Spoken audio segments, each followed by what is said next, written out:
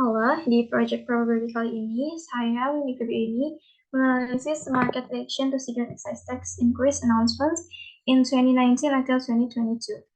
Jadi, seperti yang kita tahu bahwa kenaikan tarif cukai rokok sendiri di Indonesia itu sudah terjadi beberapa tahun ke belakang, dan kenaikannya sendiri hampir terjadi di setiap tahunnya. Jika dilihat di sini berdasarkan tahun pengumumannya, kenaikan cukai tertinggi berada di tahun 2019, yaitu di sebesar 23%.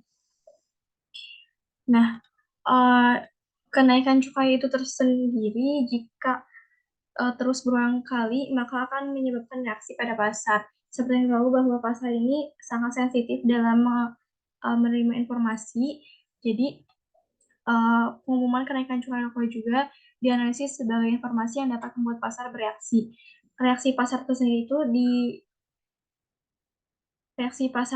itu bisa ditunjukkan dengan adanya abnormal return. Abnormal return merupakan selisih dari return yang diterima dengan return yang seharusnya. Nilai dari abnormal return ini menunjukkan bahwa keuntungan dari seberapa besar keuntungan dari investor ini yang dapat diperoleh dari kegiatan investasinya.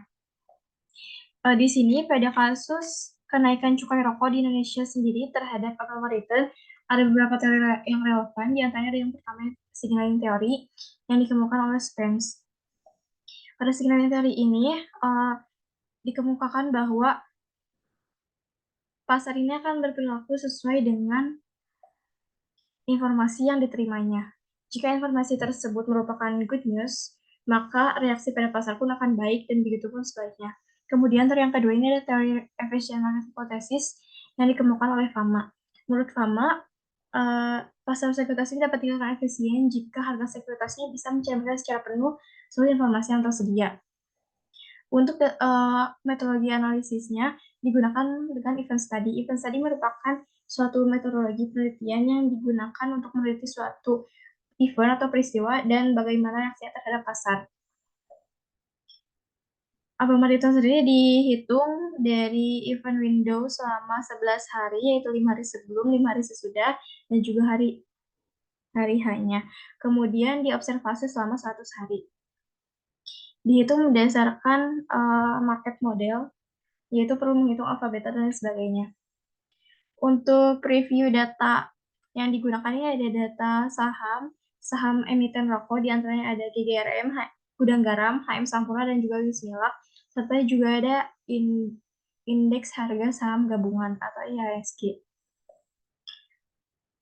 Untuk yang dianalisis ini terdapat 4 tahun, yaitu dari 2019 sampai 2022 dengan 3 emiten, 3 perusahaan. Untuk datasetnya bisa diakses di sini, dan ini ada perhitungan abnormal return. Kemudian ini dari hasil kalkulasi alfa, beta, dan lain sebagainya, dan hasil linear regresi analisis ini diperoleh abnormal return tersebut. Nah, kemudian nantinya dari data yang abnormal return ini yang kita analisis. Untuk yang pertama ada descriptive analysis, saya membaginya menjadi 3. Ada hasil secara keseluruhan atau full result. Di sini diketahui bahwa abnormal return negatif, ya diketahuinya. Kemudian di result by event pun di setiap kebijakan, cumulative abnormal return, jumlah abnormal return ini menunjukkan angka yang negatif semuanya. Hanya menandakan bahwa seluruh informasi yang diterima oleh pasar ini merupakan bad news atau kabar buruk bagi pasar. Jadi kenaikan cukai rokok ini merupakan bad news bagi pasar. Hal ini ditunjukkan dengan abnormal return yang negatif. Selanjutnya dari result by company, sama ketiga perusahaan juga baik Gudang Garam, HM Sampurna, maupun Wismilak menunjukkan abnormal return yang negatif. Lanjut ke ini ada categorical variable analysisnya. Ini saya menganalisis membagi menjadi 2. Yang pertama ini ada masa sebelum dan juga sesudah. Untuk objek ini ada di masing-masing emiten, yaitu Gudang Garam, MSP, dan juga WIM. Seperti yang kita tahu, garis hijau ini adalah saat sebelum, dan juga garis birunya itu saat sesudah. Saat sebelum posisi abnormal return ini berada di angka yang positif, sementara setelah sesudah menurun menjadi negatif. Ini untuk detail tiap perusahaan ini, yang pertama Gudang Garam, pergerakan di tiap tahunnya seperti ini. Kemudian di HM Sampurna juga pergerakan tiap tahunnya seperti ini. Hampir sama pergerakannya dengan Gudang Garam, yaitu ada terdapat penurunan yang tinggi di satu hari setelah pengumuman kebijakan yang satu, yaitu di saat 23% kenaikan cukai 23% tadi yang tertinggi diumumkan. Begitupun dengan HM Sampurna. Nah, sementara untuk Wismilak sendiri pergerakannya sangat berbeda dengan dua perusahaan sebelumnya. Di sini jadi fluktuasi yang lebih bergerak dengan nilai yang tidak jauh berbeda di setiap harinya. Pada HMSP dan juga GGRM ini mengalami penurunan yang tinggi sampai di 0,15 sampai 0,2, sementara di Wismilak sendiri terendahnya dari 0,05 atau 0,06. Nah, dari hasil analisis pada kenaikan cukai tahun 2019 sampai 2022 ini diketahui bahwa seluruh perusahaan ini menunjukkan reaksi yang negatif, ditunjukkan dengan jumlah akumulasi dan juga rata-rata return dengan nilai terendah itu terjadi pada saham Gudang Garam. Diketahui juga bahwa dari hasil perbandingan karakteristik setiap perusahaan dengan jumlah penjualan yang tinggi memiliki elastisitas yang tinggi pula. Dalam kasus ini, semakin tinggi penjualannya, semakin tinggi juga beban pajak yang ditanggung. Sehingga terlebih lagi pada kenaikan cukai ini kan didominasi kenaikannya pada rokok jenis SPM dan juga SKM yang produksi itu didominasi oleh Gudang Garam dan juga Sampurna, sehingga dapat dilihat bahwa terjadi beban yang lebih tinggi pada saham Gudang Garam dan juga Sampurna.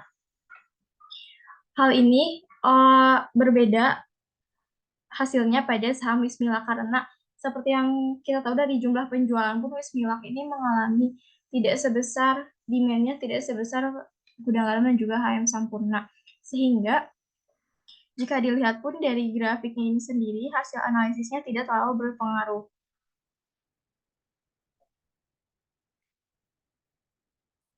Ini pun terdapat merujuk pada penurunan jumlah penjualan antara Gudang Garam dan Sampurna dan terjadinya substitusi permintaan rokok antara Gudang Garam Sampurna menjadi rokok Wismilak karena harganya pun yang lebih rendah dibanding dan ditambah pajaknya pun lebih rendah karena berbeda jenis rokok.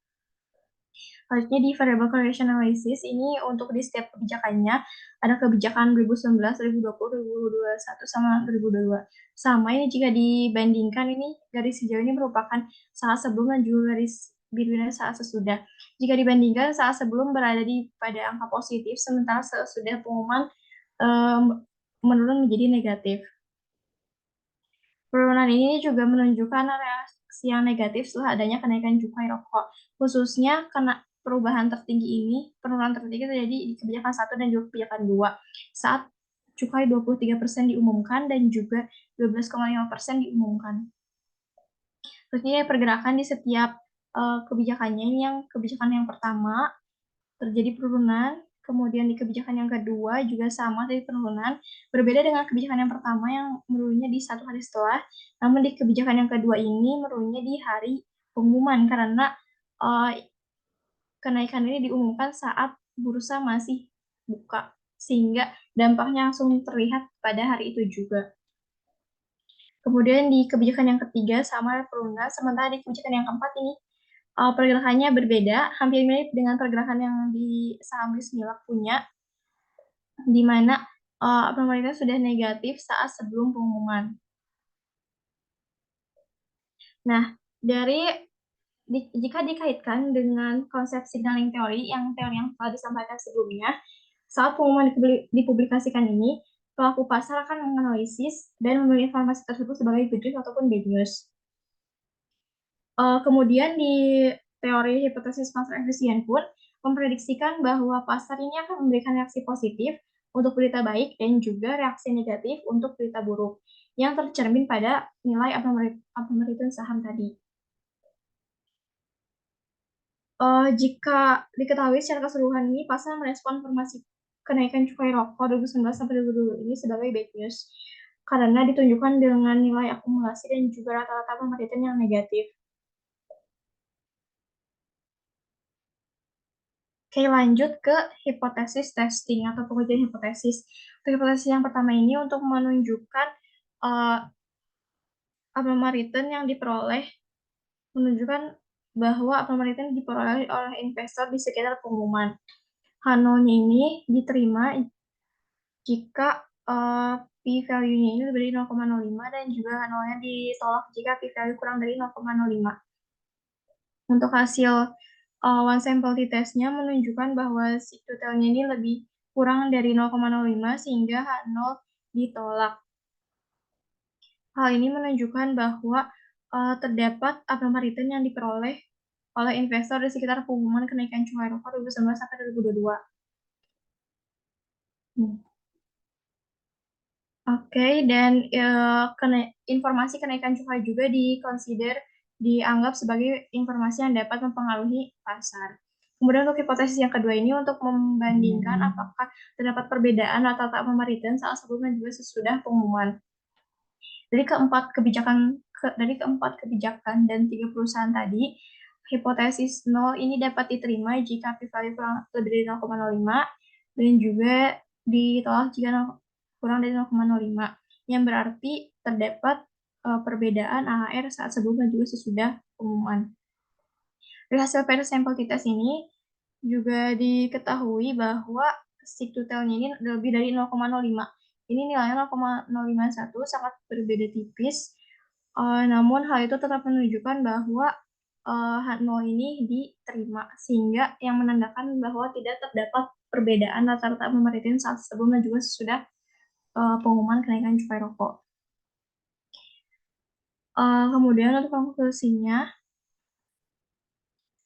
hasil dari penelitian di 3 perusahaan dan juga 4 kebijakan ini menunjukkan hasil bahwa terdapat abnormal return yang diperoleh investor di sekitar pengumuman. Seluruh market pasar ini merespon terhadap seluruh pengumuman sebagai bad news. Dibuktikan dengan nilai negatif dari kumulatif abnormal return dan juga rata-rata abnormal return-nya. Sementara tidak terdapat perbedaan rata-rata abnormal return saat sebelum dan juga sesudah pengumuman.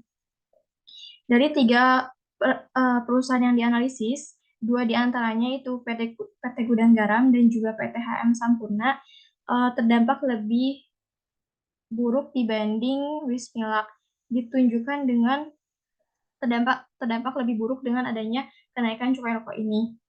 Ditunjukkan dengan distribusi karena adanya semakin tinggi penjualan dan berkorelasi dengan semakin tinggi juga beban pajak yang ditanggungnya. Ditambah lagi, kenaikan cukai ini terjadi pada rokok jenis SPM dan juga SKM yang mendominasi penjualan Gudang Garam dan juga HM Sampurna. Sehingga kenaikan cukai ini juga merujuk pada substitusi permintaan rokok antara yang sebelumnya Gudang Garam Sampurna menjadi produk Bismillah. Oke, untuk further research-nya diharapkan dapat untuk penelitian ini bisa ditambahkan variabel lain yang terkait. Untuk referensinya ini ada di sini. Dan seluruh dataset bisa diakses di sini. Sekian yang dapat saya sampaikan. Terima kasih. Wassalamualaikum warahmatullahi wabarakatuh.